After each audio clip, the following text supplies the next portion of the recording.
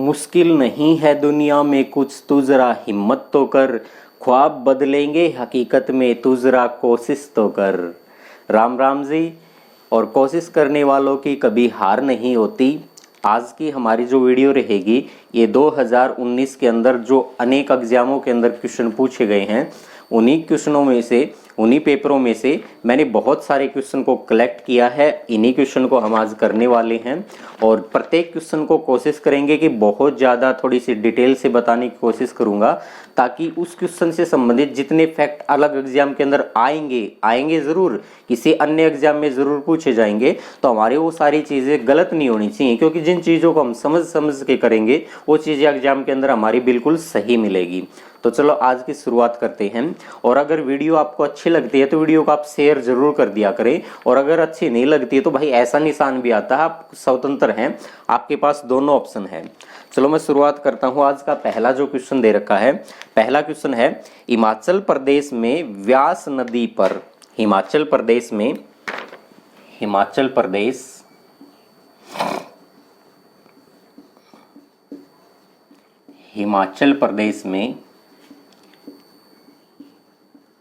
व्यास नदी पर महाराणा राणा सागर जलाशय है। ये महाराणा राणा सागर जलाशय को अन्य किस नाम से जानते हैं? हिमाचल प्रदेश में व्यास नदी पर महाराणा राणा सागर जलाशय जो है, इसको अन्य किस नाम से जानते हैं? ये पेपर हुआ था एसएससी सीपीओ सब इंस्पेक्टर का जो पेपर हुआ था 16 मार्च 2019 को, उस पेपर में एक क्वेश्चन आया हुआ था। पहला ऑप्शन दे दिया पोंग बांध, दूसरा ऑप्शन दे दिया उकाई डैम, तीसरा ऑप्शन दे दिया धारोई बांध, और तीसरा ऑप्शन दे दिया टिहरी बांध।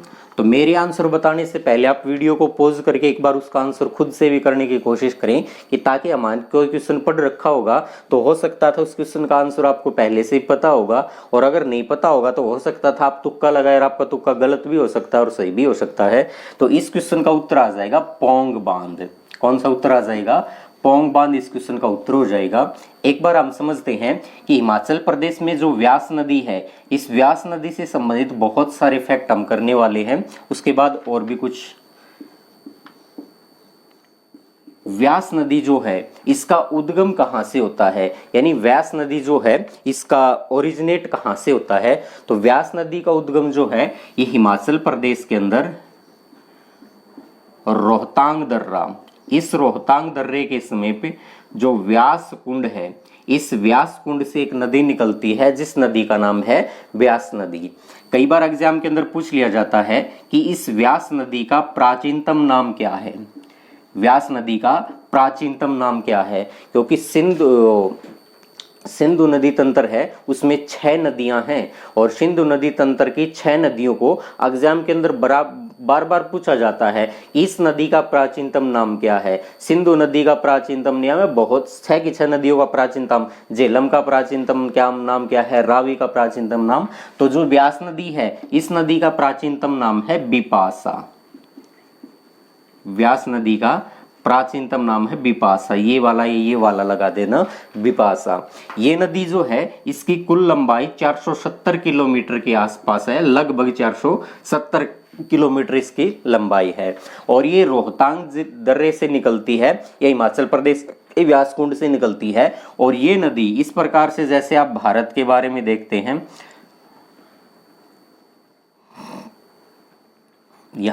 यहां से निकलती है रोहतांग दर्रे से, और इस प्रकार से बहती हुई, और यहां से एक नदी निकल के आती है मानसरोवर झील से, सतलज नदी। वो सतलज नदी इस प्रकार से बहती हुई, ज्यादा नीचे आ गया, ये पंजाब से ही बहती हुई और यहां से पाकिस्तान में प्रवेश कर जाती है।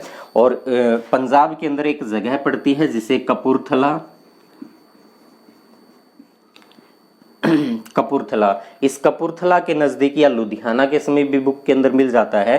कपूरथला और लुधियाना के समीप एक हरीके बैराज है, हरीके बैराज।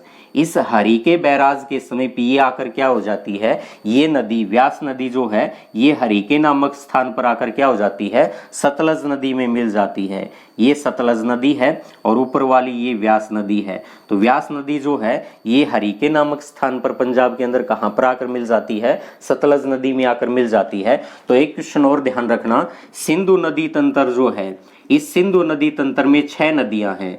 सिंधु नदी तंत्र, इंडस रिवर सिस्टम जो है इसमें 6 नदियां हैं और सिंधु नदी तंत्र की एकमात्र सहायक नदी, भारत की नहीं, सिंधु नदी की भी नहीं, लेकिन सिंधु नदी तंत्र की, सिंधु नदी तंत्र की एकमात्र सहायक नदी है।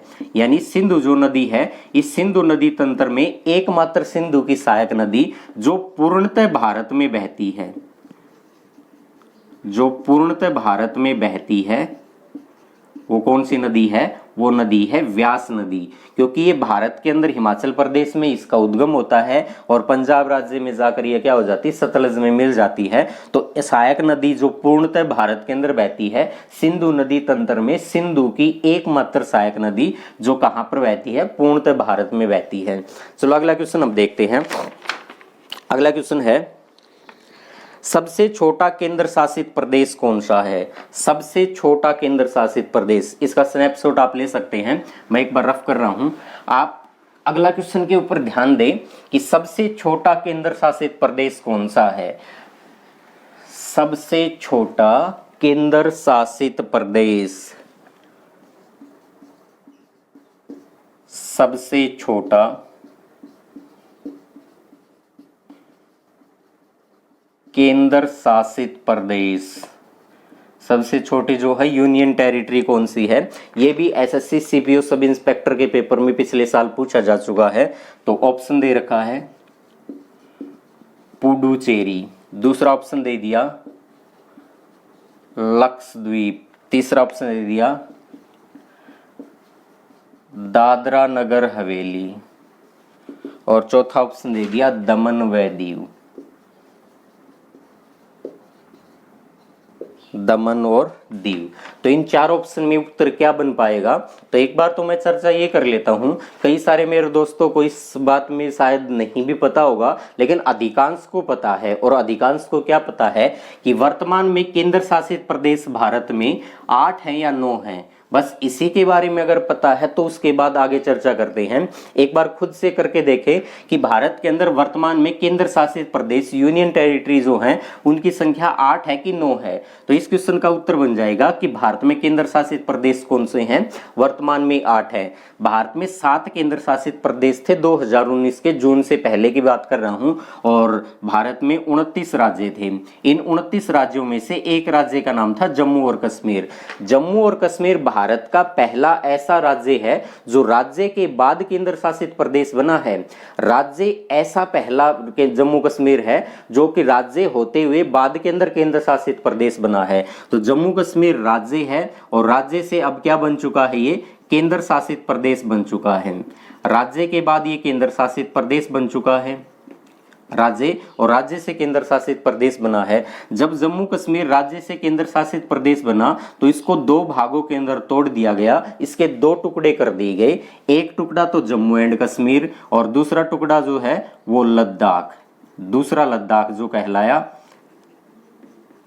दूसरा लद्दाख। तो जब लद्दाख और जम्मू कश्मीर 2 अलग अलग टुकड़े हो गए तो भारत में राज्यों की संख्या तो 29 से घटकर कितनी होगी, 28, और 2 नए केंद्र शासित प्रदेश हो गए, उनकी संख्या कितनी होगी अब 7, 7 से बढ़कर कितने हो गए, 9 हो गए। तो लेकिन 9 होने के बावजूद क्या हुआ कि दिसंबर 2019 के अंदर ही वर्तमान जो सरकार है, नरेंद्र मोदी की जो सरकार है या बीजेपी सरकार जो है, रूलिंग जो पार्टी है, इस रूलिंग पार्टी ने, वर्तमान सरकार ने क्या किया कि दादरा नगर हवेली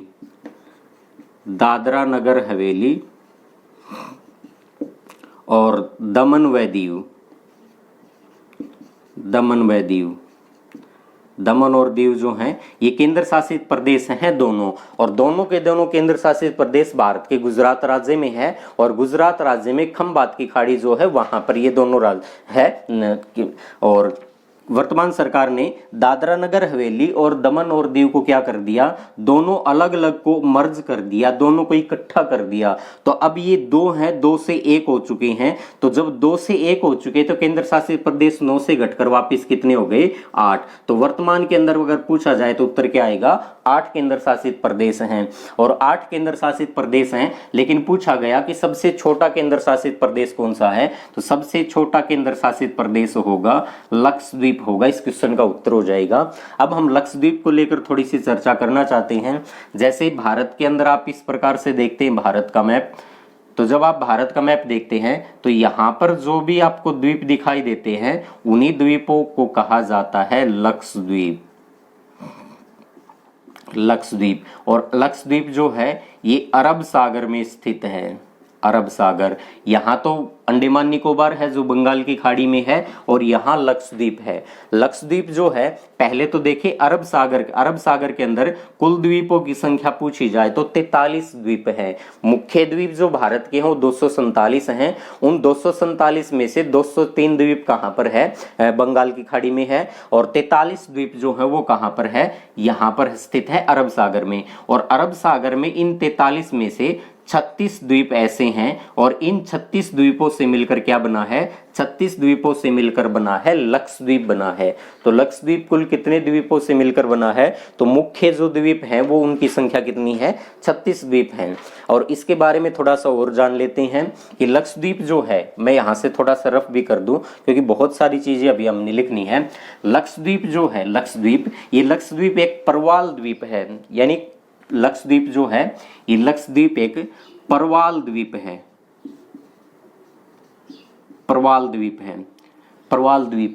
जो ये प्रवाल द्वीप है, इस प्रवाल द्वीप का निर्माण किससे होता है, प्रवाल जो द्वीप है ये प्रवाल द्वीप बनते किससे हैं, तो लक्षद्वीप एक प्रवाल द्वीप का उदाहरण है। ये प्रवाल द्वीप है, समुद्र में पाया जाने वाला एक समुद्री जीव है जिसका नाम है मूंगा। तो समुद्र में पाया जाने वाला एक समुद्री जीव है जिसका नाम है मूंगा। और उसी समुद्र के अंदर या समुद्रों के अंदर एक जीव और पाया जाता है जिसे कहा जाता है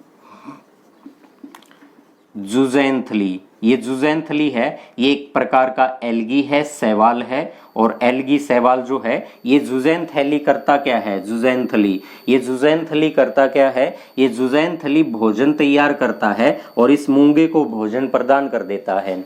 ये 60% भोजन बनाता है।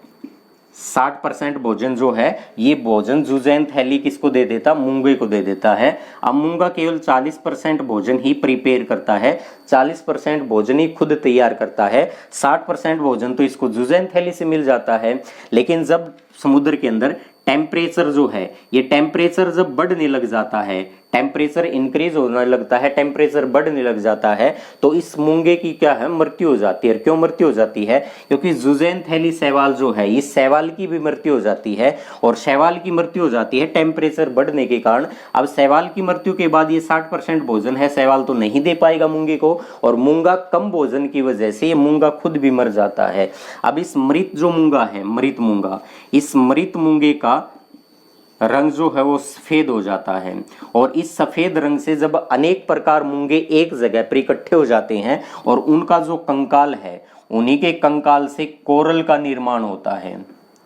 कोरल का निर्माण होता है और इसी कोरल को परवाल कहा जाता है। इसी कोरल को क्या कहा जाता है, परवाल कहा जाता है। तो इस प्रकार से तो ये परवाल द्वीप का निर्माण होता है। अब जो परवाल है, ये परवाल 3 प्रकार के हैं। हम इन 3 प्रकार के परवालों को ज्योग्राफी के अंदर पढ़ लेंगे कि कौन कौन से प्रकार हैं, उनकी संरचना किस प्रकार से है। वैसे 3 प्रकार के मैं नाम बता देता हूँ। एक का नाम है एटोल, दूसरे का नाम है बेरियर और तीसरे का नाम है फ्रिंजिंग। तो ये 3 प्रकार के परवाल हैं, हम इनकी संरचना ज्योग्राफी के अंदर टॉपिक में पढ़ लेंगे।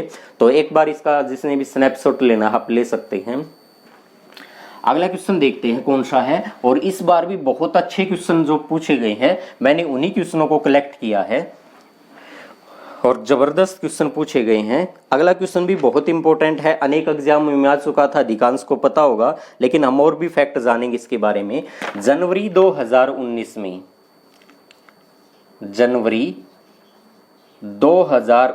में NITI नीति आयोग जनवरी 2019 में नीति आयोग के अध्यक्ष कौन थे? नीति आयोग का अध्यक्ष कौन था जनवरी 2019 में? तो जनवरी 2019 में, वैसे तो इसके ऑप्शन में आपको बता देता हूं, उत्तर भी सबको पता होगा। पहला ऑप्शन नरेंद्र मोदी है, दूसरा ऑप्शन सुषमा स्वराज है, तीसरा ऑप्शन अमित शाह है और चौथा ऑप्शन रामनाथ कोविंद है। ये सीपीओ सब इंस्पेक्टर के पेपर में पूछा गया था।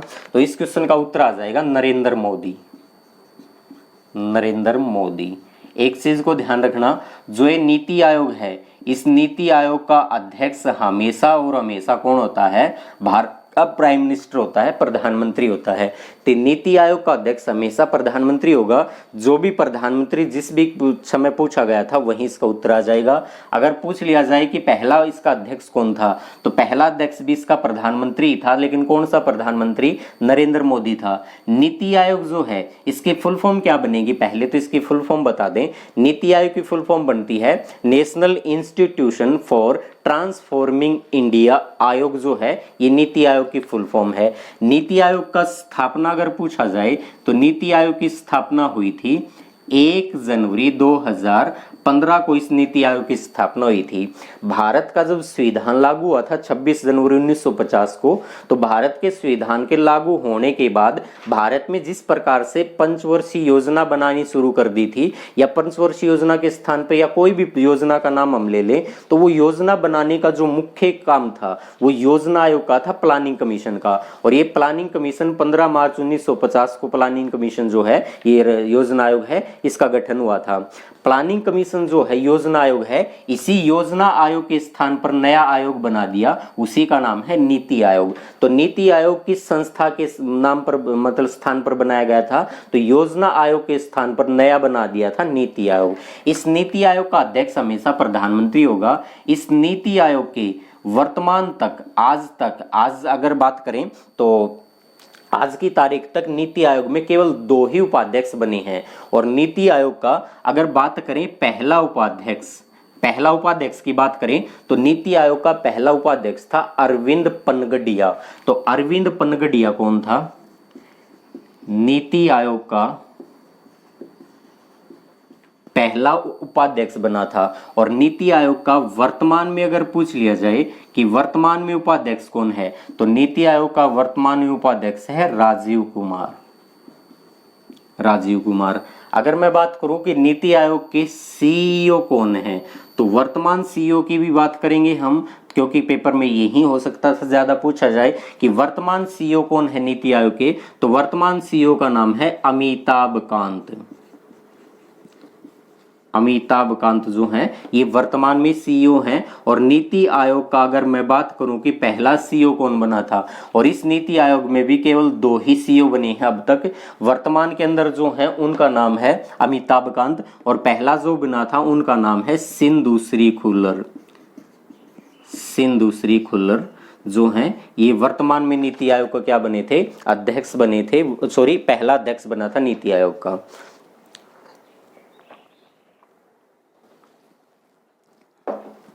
अगला क्वेश्चन देखते हैं, और बड़ा जबरदस्त क्वेश्चन है।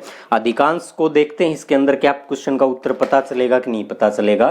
क्वेश्चन है, कावेरी नदी का बेसिन भारत के कितने राज्यों में पड़ता है? बहुत ही जबरदस्त क्वेश्चन है। अगर इस प्रकार से आगे क्वेश्चन आने लगे तो आपका उत्तर लगभग ठीक होने लगेंगे। कावेरी नदी बेसिन भारत के कितने राज्यों में है? तो उत्तर दे रखे हैं 2, 5, 4, 3, यानी ABCD। तो इस क्वेश्चन का उत्तर क्या आएगा? और ये MTS का पेपर हुआ था, MTS 2019 में, तारीख थी 22/8/19। तो MTS का पेपर हुआ था 22/8/19 को। उस पेपर के अंदर ये क्वेश्चन पूछा गया था। तो एक बार तो मैं इसका उत्तर बता देता हूँ। कावेरी नदी बेसिन जो है ये कितने राज्यों में है? तो ये 3 राज्यों में है। उत्तर आ जाएगा इसका 3। लेकिन अधिकांश को ये तो पता होगा कावेरी नदी है और कावेरी नदी बेसिन। ये नदी बेसिन आखिर क्या होता है, बस इसको समझ लिया तो उत्तर अपने आप क्लियर हो जाएगा। और जब तक ये बात समझ में नहीं आएगी तो हम करते रहेंगे, ओहो कर्नाटक में जाती है कि तमिलनाडु में जाती है, 2 होते पता नहीं केरल में भी है कि नहीं, तो इसके ऊपर बात करते हैं। कावेरी नदी को लेकर पहले क्या क्वेश्चन हो सकते हैं कि कावेरी नदी जो है इसका उद्गम स्थल पूछ लिया जाता है। कावेरी नदी का उद्गम जो है ये कर्नाटक के अंदर एक जगह पड़ती है, कर्नाटक, और कर्नाटक का एक जिले का नाम है कुर्ग जिला। कर्नाटक में कुर्ग जिले है और इस कुर्ग जिले के अंदर एक ब्रह्मगिरी की पहाड़ियां पड़ती हैं। ब्रह्मगिरी की पहाड़ियां, उन्हीं ब्रह्मगिरी की पहाड़ियों से एक नदी निकलती है जिस नदी का नाम है कावेरी नदी। ये कावेरी नदी है, ये मुख्यतः दो राज्यों में बहती है, एक कर्नाटक, एक तमिलनाडु। और इसका जो नदी बेसिन है, नदी बेसिन, उस नदी बेसिन में 3 राज्य हैं। कौन कौन से 3 राज्य हैं? एक राज्य का नाम है कर्नाटक, एक राज्य का नाम है तमिलनाडु और एक राज्य का नाम है केरल। फिर ये एक नदी बेसिन और नदी मुख्यतः राज्यों में बहती, इसमें फर्क क्या हुआ? तो यहाँ पर एक राज्य जोड़ लेंगे इसके एक्स्ट्रा, कर्नाटक, तमिलनाडु और केरल। इन 3 राज्यों में ये है, ये नदी बेसिन बनाती है। अब बात करते हैं नदी बेसिन क्या होता है। पेपर में तो यही पूछा गया था कि कावेरी नदी बेसिन है, ये कितने राज्यों में स्थित है। तो नदी बेसिन होता है मुख्यतः कोई भी एक नदी बहती है, मान लो ये कोई मुख्य नदी है, किसी भी प्रकार की मुख्य नदी है, कोई भी नदी होगी, ये कोई मुख्य नदी है। इस मुख्य नदी की अनेक सहायक नदियां भी तो होंगी जो इसमें बाएं से दाएं से आकर मिलती रहेंगी। अब ये बाएं और दाएं से जो नदियां आकर मिल रही हैं, आप बोर्ड के ऊपर देख रहे हैं इस सब चीज को कि मुख्य नदी में जो सहायक नदियां आकर मिल रही हैं, तो सहायक नदियों के द्वारा यहां से एक जाल सा बिछाया जाता है। समझ में आया कि मुख्य नदी की सहायक जो नदियां हैं, वो सहायक नदियां जब मुख्य नदी में आती हैं तो वो एक जाल बनता है, इस प्रकार से वो जाल सा बनता दिखाई देता है और इसी बने हुए जाल को ही कहा जाता है नदी तंत्र। कह सकते हैं कि मुख्य नदी और उसकी सहायक नदियों का पानी जहां जहां पानी जा रहा है वो क्षेत्र कहलाता नदी बेसिन। तो मुख्य नदी में जो सहायक नदियां आकर मिलती है तो एक जाल रूपा संरचना दिखाई देती है और इसी को कहा जाता नदी बेसिन। अब ये मुख्य नदी तो है कावेरी नदी, ये कावेरी नदी तो केवल 2 ही राज्यों के अंदर बहती है, एक कर्नाटक और एक तमिलनाडु, क्योंकि मुख्य नदी तो ये वाली नदी, इसमें हमने सहायक का तो जिक्र ही नहीं किया। और जब नदी बेसिन का जिक्र आता है तो उसमें सहायक नदियां भी आती हैं, और जब सहायक नदियों का जिक्र आता है तो केरल राज्य के अंदर से आने वाली नदियां भी इसके अंदर मिल जाती हैं। तो नदी बेसिन की 3 राज्यों के अंदर स्थित है, इस क्वेश्चन को ध्यान रखना। अब यहां से बहुत सारे क्वेश्चन और भी पेपर में पूछ लिए जाते हैं। इस कावेरी नदी को लेकर तो बहुत बार पेपर में क्वेश्चन आ चुका कि कर्नाटक राज्य के अंदर एक बांध बना हुआ है, कर्नाटक राज्य के अंदर और एक बांध बना हुआ है, और कर्नाटक राज्य में जो बांध बना हुआ है कृष्णराज सागर,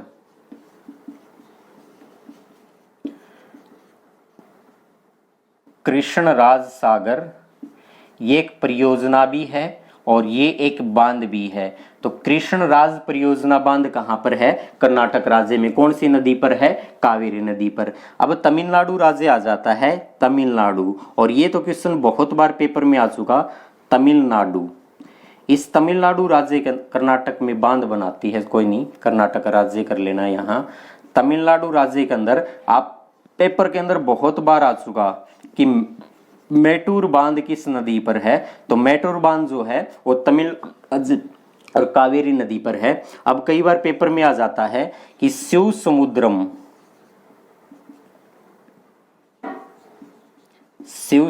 जो है जलप्रपात, वाटरफॉल जो है, ये कहां पर है? तो शिव समुद्रम जलप्रपात कर्नाटक राज्य में और इस कावेरी नदी पर है। एक वाटरफॉल है, जलप्रपात। एक बार कई बार आ जाता है, वैसे हम यहाँ पर इसकी चर्चा वैसे ही कर रहे हैं। स्टानले के नाम से एक जलाशय भी है यहाँ, या एक रिजर्वायर भी है। सो स्टेनले जलप्रपात नहीं होगा, जलप्रपात होगा तो इसको महाद्वीप बदल जाएगा, वो फिर ना तो भारत रहेगा ना एशिया रहेगा। सो स्टेनले जो जलाशय है, रिजर्वायर है, वो भी कावेरी नदी पर भी बनाया गया था। तो इतने सारे फैक्ट हैं और इसकी लंबाई लगभग 805 के आसपास किलोमीटर इसकी लंबाई है। अगला क्वेश्चन देखते हैं हम क्या पूछा गया था। अगला क्वेश्चन पूछा गया था और कई बार पेपर के अंदर ये भी पूछ लिए जाते हैं, हालांकि उसका जिक्र यहाँ बहुत कम करेंगे। अगर पूछ लिया जाए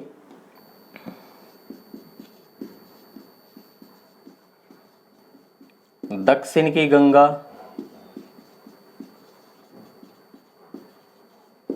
और दक्षिण भारत की गंगा। तो इनका उत्तर बता दो एक बार क्या आएगा। अगर पूछ लिया जाए कि दक्षिण की गंगा किसे कहा जाता है और दक्षिण भारत की गंगा कौन सी है, तो दक्षिण की गंगा जो है, ये दक्षिण की गंगा कहा जाता गोदावरी को। गोदावरी को क्यों कहा जाता है, क्योंकि लंबाई के आधार पर गोदावरी जो है उसी को दक्षिण की गंगा कहा जाता है। और कावेरी जो है, इस कावेरी को दक्षिण भारत की गंगा कहा जाता है। क्यों कहा जाता है कि पानी जो है उस पानी की क्षमता के आधार पर इसे कहा जाता है दक्षिण की गंगा, सॉरी दक्षिण भारत की गंगा। चलो अगला क्वेश्चन मैं देखता हूं। अगला क्वेश्चन है, भारत में एक राज्य उच्च न्यायालय भारत में एक राज्य उच्च न्यायालय, भारत में एक राज्य उच्च न्यायालय हाई कोर्ट, उच्च न्यायालय हाई कोर्ट की पहली महिला मुख्य न्यायाधीश, पहले मुख्य न्यायाधीश कौन बनी थी? तो उत्तर है, ऑप्शन दे रखे हैं, रूमा पोल,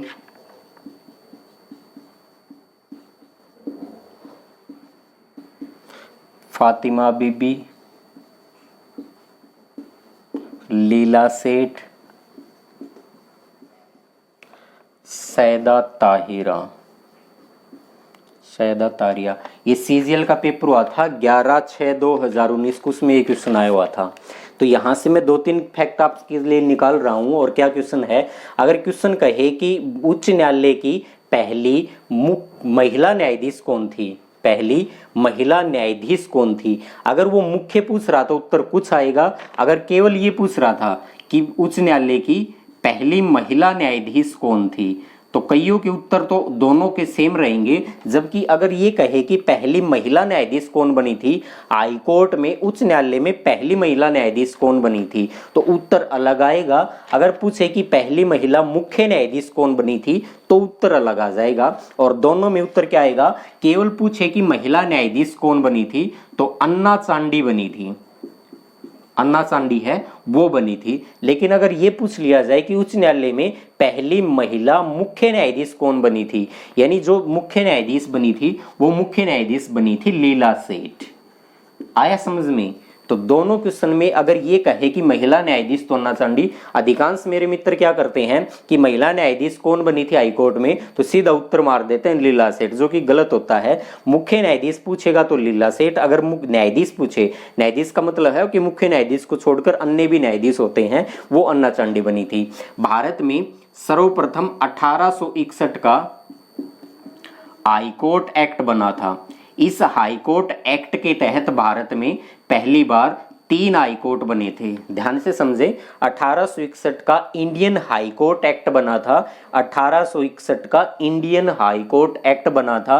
और उस इंडियन हाईकोर्ट एक्ट के तहत भारत में पहली बार 3 हाईकोर्ट बने थे। तो क्वेश्चन पेपर में पूछ लिया जाता है कि भारत में पहली बार हाईकोर्ट कब बने थे, तो 1862 के अंदर भारत में पहली बार 3 हाईकोर्ट बने थे। एक्ट तो था 1861 का इंडियन हाईकोर्ट एक्ट, और लेकिन बने कब थे, 1862 में। एक बना था बॉम्बे में, एक बना था कलकत्ता में, एक बना था चेन्नई में। तो ये 3 जो है, सॉरी उस समय मद्रास बोलते थे, तो मद्रास हाईकोर्ट जो है, ये 3 हाईकोर्ट बने थे। अगर पूछ लिया जाए कि वर्तमान में भारत में हाईकोर्ट कितने हैं, तो वर्तमान में भारत में हाईकोर्ट हैं 25। लेकिन अगर कोई एग्जाम का प्रीवियस ईयर का पेपर उठा के देखेंगे तो 1 जनवरी 2019 से 1 जनवरी 2019 से, ध्यान रखना, इससे एक 25वां जो हाईकोर्ट था, क्योंकि तेलंगाना और आंध्र प्रदेश का दोनों का एक हाईकोर्ट होता था, अब वो दोनों का अलग अलग हाईकोर्ट हो चुके हैं, इसलिए उनकी संख्या 25 हो चुकी है। किताब के अंदर हो सकता था आपको 24 मिल जाए, क्योंकि किताब में अपडेट नहीं आया होगा। तो अगला क्वेश्चन के ऊपर बात करते हैं। निम्नलिखित में से कौन सा अनुच्छेद भारतीय संविधान में धर्म के अधिकार से संबंधित है, यानी कौन सा अनुच्छेद है भारतीय संविधान में धर्म के अधिकार से संबंधित है। तो धर्म के अधिकार से संबंधित अनुच्छेद कौन सा है? तो अनुच्छेद 20, अनुच्छेद 25, अनुच्छेद 30, अनुच्छेद 15। और ये पेपर हुआ था 2019 में ही, उसी में एमटीएस का उसी में पूछा गया था। तो मैं इस क्वेश्चन का उत्तर बता देता हूँ। इस क्वेश्चन का उत्तर आ जाएगा अनुच्छेद 25। भारतीय संविधान का जो भाग 3 है, भारतीय संविधान का जो भाग 3 है, उस भाग 3 में मौलिक अधिकार दे रखे हैं। मौलिक अधिकार,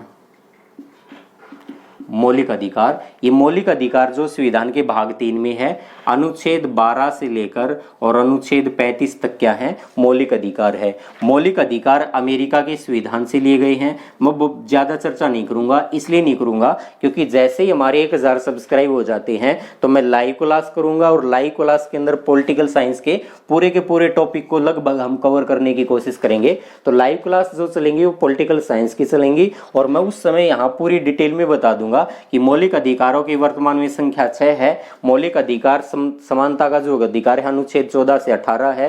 स्वतंत्रता का अधिकार अनुच्छेद 19 से अनुच्छेद 22 है। शोषण के विरुद्ध अधिकार अनुच्छेद 23 और 24 के अंदर है। धार्मिक स्वतंत्रता का अधिकार अनुच्छेद 25 से लेकर 28 है। तो अनुच्छेद 25 इस क्वेश्चन का उत्तर हो जाएगा। उसके बाद धार्मिक स्वतंत्रता के बाद आ जाएगा शिक्षा व संस्कृति का अधिकार जो है, ये अनुच्छेद 29 और 30 में है। ये दोनों के दोनों की से अल्पसंख्यकों से है। उसके बाद एक बचाता है संवैधानिक उपचारों का अधिकार अनुच्छेद 32 के अंदर है। तो हम पूरी विस्तार से चर्चा करेंगे एक एक अनुच्छेद के ऊपर 5-5, 10-10 मिनट। और एग्जाम के अंदर जो क्वेश्चन आए हैं मैं लगभग सभी क्वेश्चन को कवर करवा दूंगा। उसके लिए थोड़ा सा वेट करो, इसलिए इस क्वेश्चन को यहाँ से छोड़ देते हैं, ज्यादा चर्चा नहीं करेंगे, क्योंकि चर्चा करेंगे तो कौन सी चीज को छोड़े और कौन सी को उठाएं, क्योंकि यहीं पर अनुच्छेद 25 भी कम से कम 10 मिनट ले रहेगा।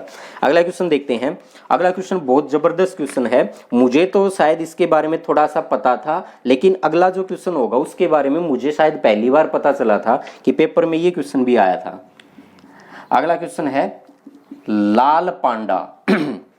लाल पांडा निम्नलिखित में से किस राज्य का, लाल पांडा जो है किस राज्य का पशु है? तो लाल पांडा किस राज्य का पशु है? जल्दी से बताएं। ऑप्शन दे रखे हैं मिजोरम, मिजोरम, मणिपुर, मेघालय, और एक ऑप्शन दे दिया सिक्किम। तो जल्दी से बताओ इसका क्वेश्चन क्या होगा। एमटीएस 8/8/2019 को पूछा गया था। तो इस क्वेश्चन का उत्तर आ जाएगा सिक्किम। लाल पांडा किस राज्य का है? तो लाल पांडा है सिक्किम का। और अगला क्वेश्चन बड़ा जबरदस्त क्वेश्चन है, मैं यहां से नोट कर देता हूं क्योंकि केवल क्वेश्चन और उत्तर का ही पता होना चाहिए। अगले क्वेश्चन में पारसी, पारसी नव वर्ष को किस नाम से जाना जाता है?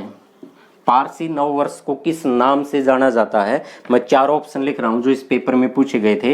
एक ऑप्शन है उगाड़ी, एक ऑप्शन है नवरोज, नवरोज, एक ऑप्शन है पेरेटी, और एक ऑप्शन दे रखा है पुडंट, पुडंट। तो इन 4 ऑप्शन में से इसका उत्तर क्या आएगा कि पारसी नव वर्ष को किस नाम से जाना जाता है? तो पारसी नव वर्ष है उसको उगाड़ी कहा जाता, उगाड़ी। तो इस क्वेश्चन का मुझे भी भाई यही पेपर के अंदर पहली बार पता चला, इसका ये आंसर है।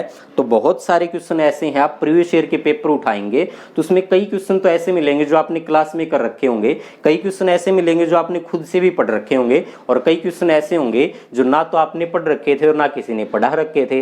तो अगर ना किसी ने पढ़ाए और ना हमने कहीं पढ़ने को मिले, अगर उनका केवल हमें उत्तर भी पता चल जाए, तो अगर वो क्वेश्चन इन फ्यूचर किसी भी पेपर में रिपीट होगा और हमें वो पेपर देना पड़ जाए, तो हमारा कम से कम वो क्वेश्चन गलत नहीं होगा, और हो सकता था अधिकांश उसको गलत कर ले। तो एक एक नंबर की अहमियत है जो यहां से पता चलती है।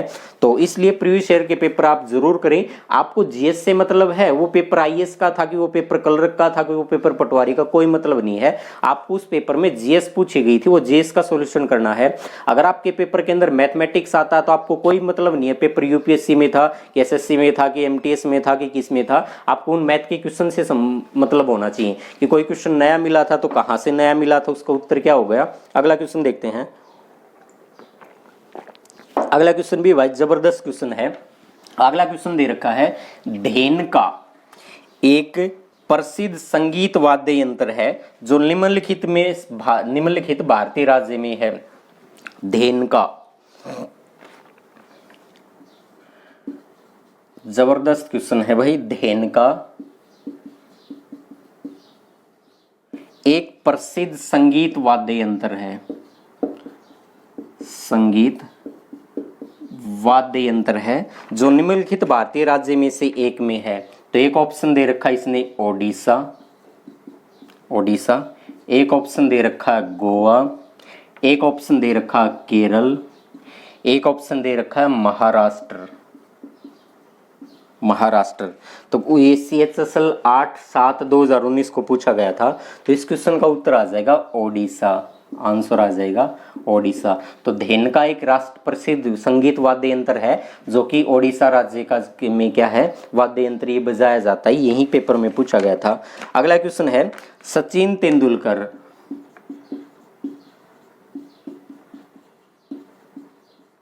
इस क्वेश्चन का हमें क्या सिखा के जाएगा उस चीज का ध्यान रखना। सचिन तेंदुलकर की आत्मकथा का नाम क्या है? और मैं इसके 4 ऑप्शन लिख रहा हूं। ए ऑप्शन में दे दिया नंबर 2 झूठ,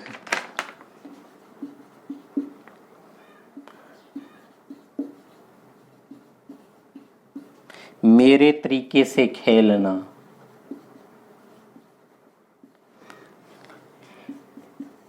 एक बार की बात,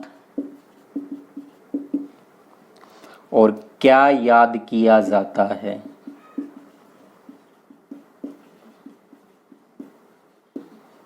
क्या याद किया जाता है। ये कौन सा पेपर हुआ था? ये पेपर हुआ था CGL Tier 1 का पेपर 13/6/2019 को। CGL 13/6/2019 को पेपर में क्वेश्चन आया हुआ था कि सचिन तेंदुलकर की आत्मकथा का नाम क्या है, और ये 4 ऑप्शन दे रखे हैं। इसमें से केवल एक चीज को ध्यान रखना था, अगर बाई चांस हमें किसी चीज को इंग्लिश में पढ़ लिया और उसका हिंदी रूपांतरण दे रखा है, अगर ऑनलाइन पेपर तो हो रहा है तो आपको लैंग्वेज सबसे पहले सेलेक्ट करनी होती है जब पेपर स्टार्ट होता है तभी, और लैंग्वेज सेलेक्ट कर दिया आपने हिंदी, और पेपर के अंदर कोई क्वेश्चन ऐसा आ गया जिसकी हिंदी आपने समझ में नहीं आई कि उस ऑप्शन में हिंदी में क्या दे रखा है, तो आप उसी क्वेश्चन को इंग्लिश में देख सकते हैं। और जबकि ऑफलाइन अगर पेपर होता है तो ऑफलाइन पेपर इस प्रकार से होता है, अगर इस पेज के ऊपर यहाँ पर हिंदी के अंदर दे रखे हैं तो या तो इसके साइड में इंग्लिश मीडियम होगा या दूसरे पेज पे इंग्लिश मीडियम होगा, तो वहां हम तुरंत देख सकते हैं। ऑनलाइन के अंदर अधिकांश नहीं समझ पाते, हम इंग्लिश मीडियम में देख लें। तो इस क्वेश्चन का उत्तर पता होते भी 4 ऑप्शन में से कईयों के साथ गड़बड़ी हुई है, और जो गड़बड़ी हुई थी वो किसी ने मेरे से बताया भी था। अब इन 4 क्वेश्चन में से उत्तर क्या होगा?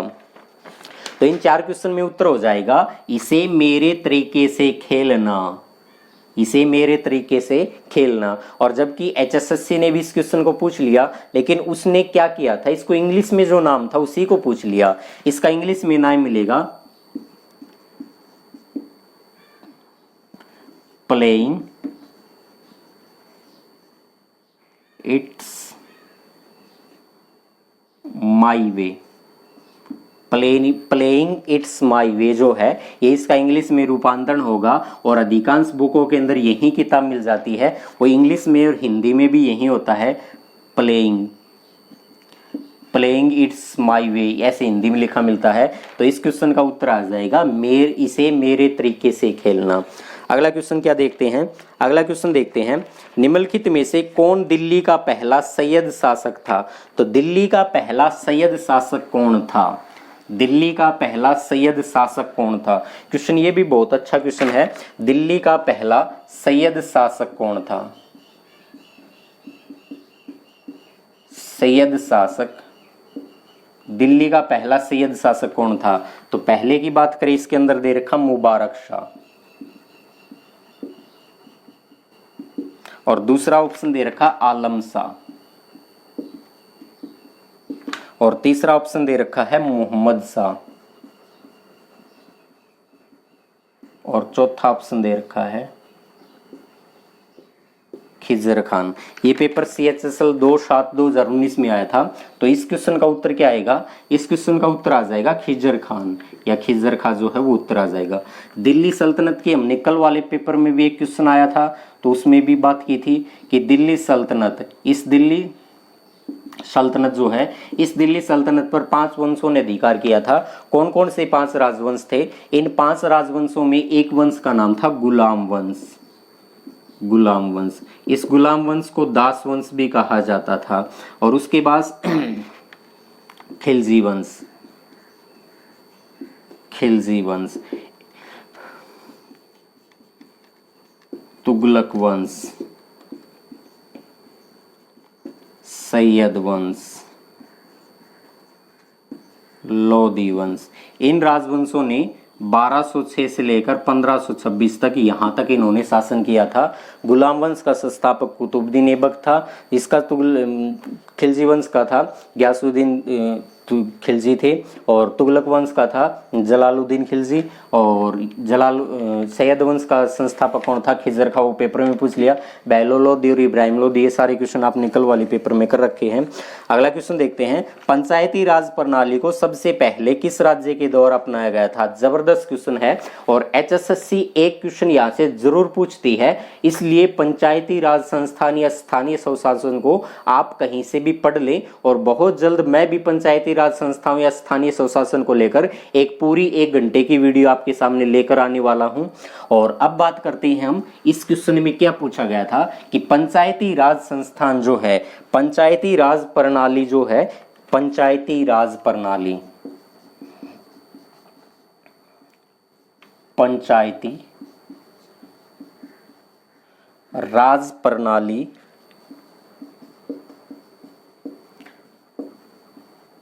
को सबसे पहले अपनाने वाला राज्य कौन सा था?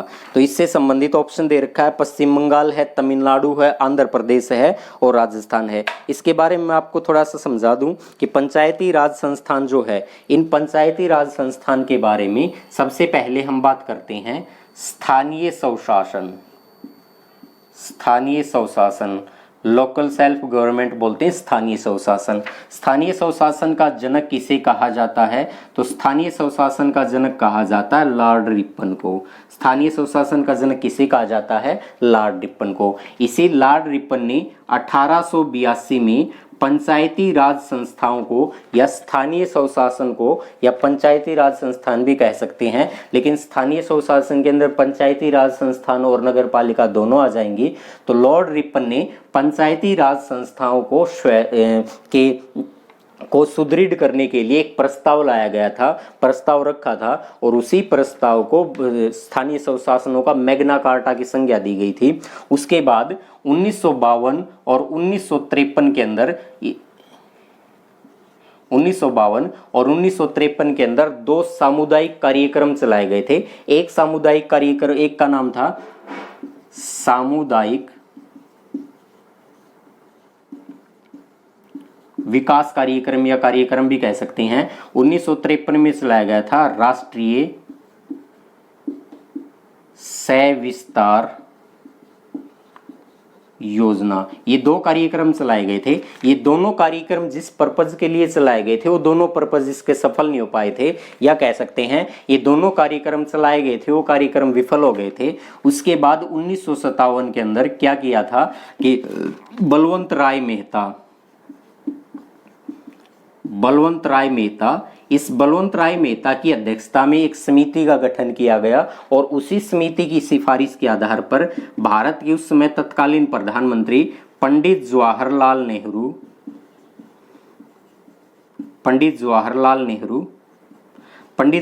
नेहरू ने 2 अक्टूबर 1959 को राजस्थान के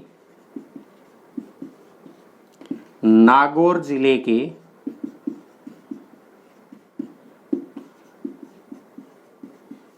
बगदरी गांव में पंचायती राज संस्थान जो है उनका उद्घाटन किया था।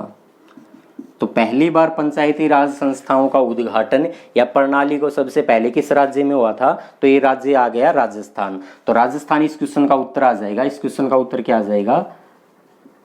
राजस्थान। और बाकी सारी मैंने आपको बता ही दिया गया है। इससे संबंधित 2-3 फैक्ट और जान ले। 64वां संविधान संशोधन और 63वां संविधान संशोधन, सॉरी 64वां और 65वां संविधान संशोधन ये राजीव गांधी की सरकार के द्वारा संसद में रखे गए थे।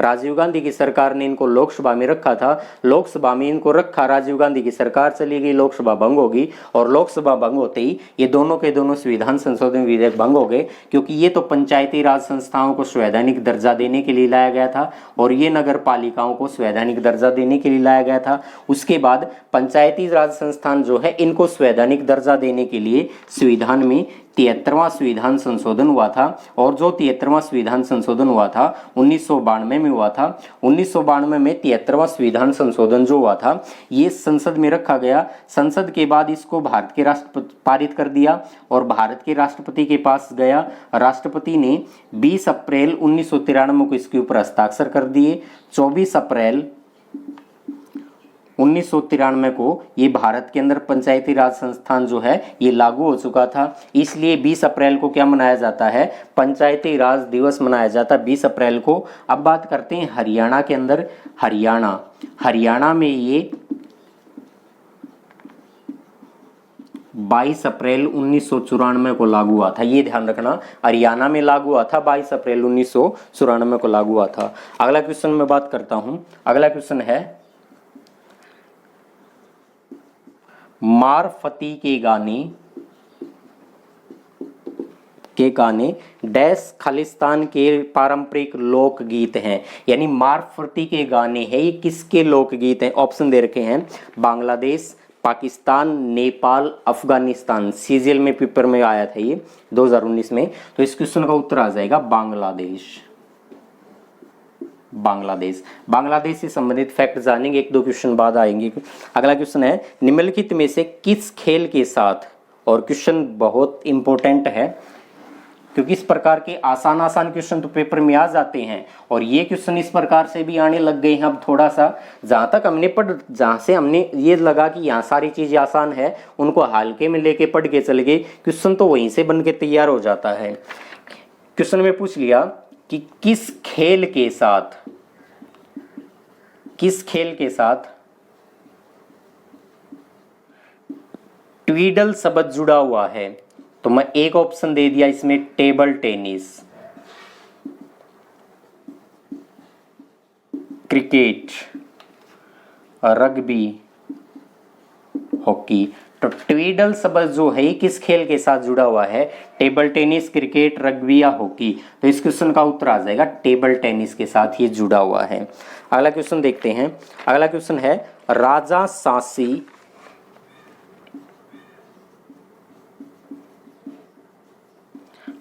सासी अंतरराष्ट्रीय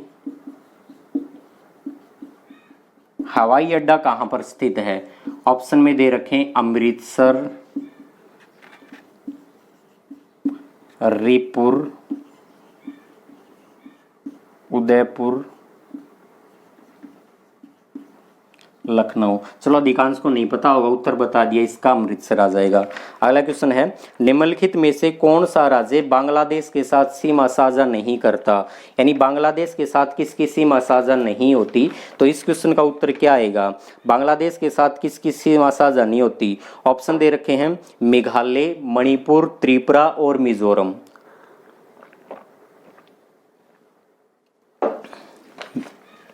बांग्लादेश के साथ सीमा साझा नहीं होती। ऑप्शन है मेघालय, मणिपुर, त्रिपुरा और मिजोरम। यानी बांग्लादेश के साथ सीमा साझा नहीं होती। तो मैं एक बार यहां से मैप बना इस प्रकार से,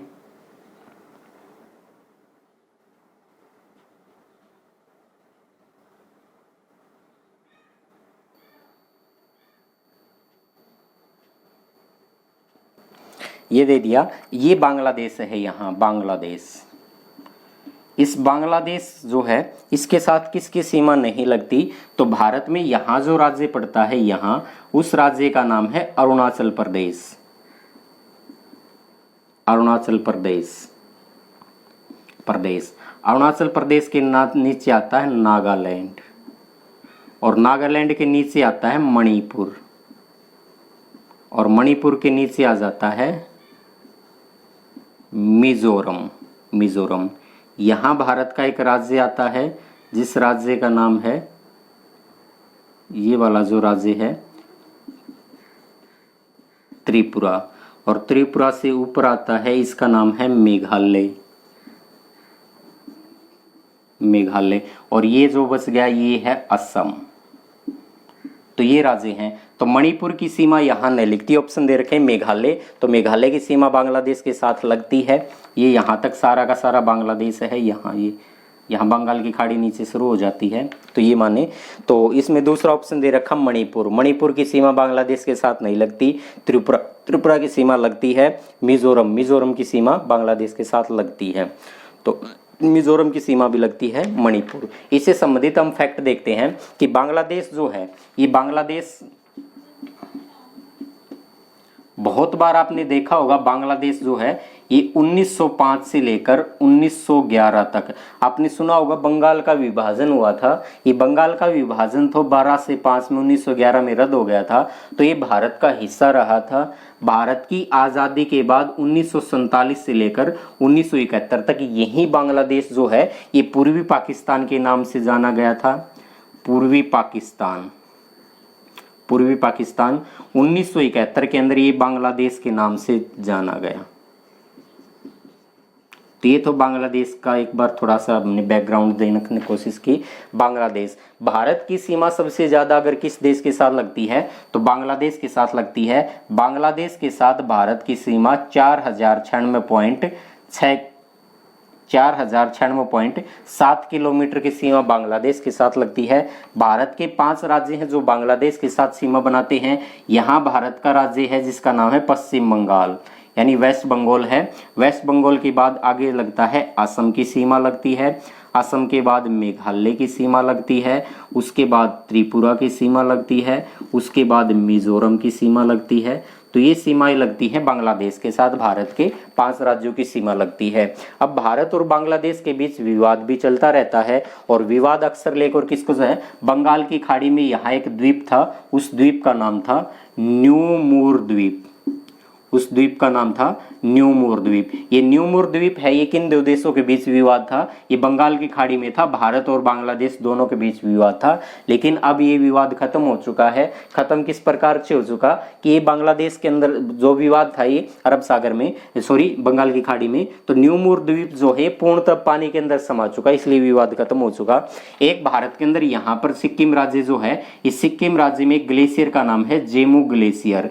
इस जेमू ग्लेशियर से एक नदी निकलती है और उस नदी का नाम है तीस्ता नदी। वो तीस्ता नदी इस प्रकार से भारत जब सिक्किम से और बांग्लादेश इससे पश्चिम बंगाल से बहती हुई बांग्लादेश में प्रवेश कर जाती है, इस नदी का नाम है तीस्ता नदी। तो तीस्ता नदी विवाद भी किन दो देशों के बीच है, भारत और बांग्लादेश के बीच। उसी प्रकार मिजोरम राज्य के अंदर एक नदी बहती है जिस नदी का नाम है फैनी नदी, तो उस नदी का नाम था फैनी नदी। तो फैनी नदी विवाद भी किन दो देशों के बीच है, ये भारत और बांग्लादेश के बीच है। और क्या क्वेश्चन बन सकते हैं यहाँ से, भारत और बांग्लादेश के बीच जो अंतरराष्ट्रीय सीमा रेखा उसका नाम क्या है, तो भारत और बांग्लादेश के बीच जो है उसका नाम है रेड क्लिफ। क्योंकि भारत और बांग्लादेश जो है ये बांग्लादेश पाकिस्तान के साथ ही तो अलग हुआ था भारत से, उस समय इसको पूर्वी पाकिस्तान कहा जाता था। तो 1947 में रेड क्लिफ के नाम से जो रेखा खींची गई थी उसी का नाम दिया था पूर्वी पाकिस्तान में और पाकिस्तान में। रेड क्लिफ के बाद पूछ लिया जाता है 3 बीघा कॉरिडोर।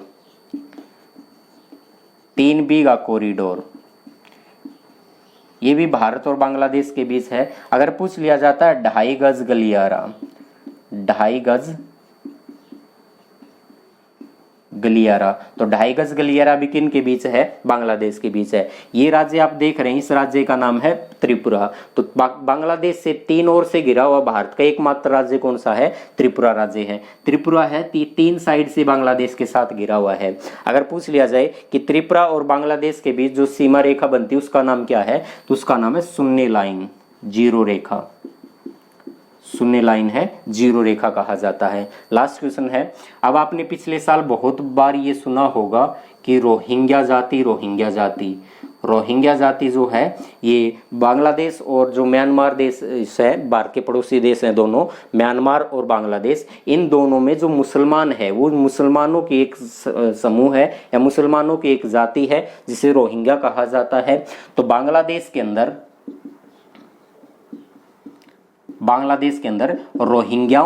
रोहिंग्याओं के लिए एक ऑपरेशन चलाया गया था, उनकी मानवता के लिए ऑपरेशन चलाया गया था जिसका नाम था ऑपरेशन सहायता।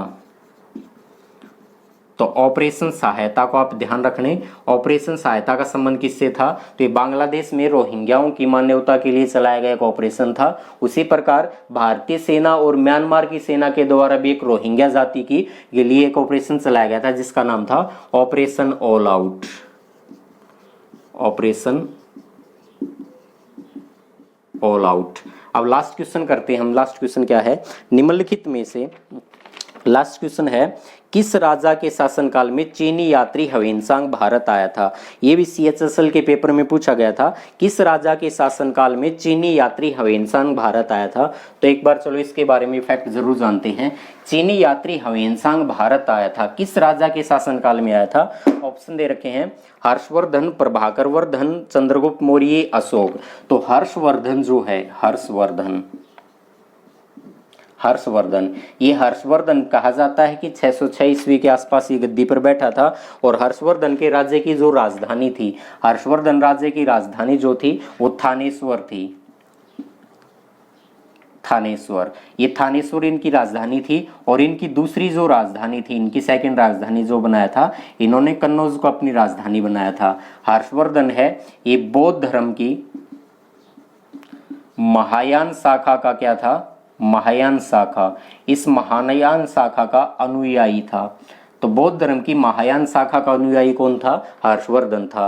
हर्षवर्धन को अनेक नामों से जाना जाता था, इनके अनेक नाम मिल जाते हैं हर्षवर्धन के। तो हर्षवर्धन जो है इनकी महत्वपूर्ण रचना का नाम मिल जाता है नागानंद। नागानंद, रत्नावली,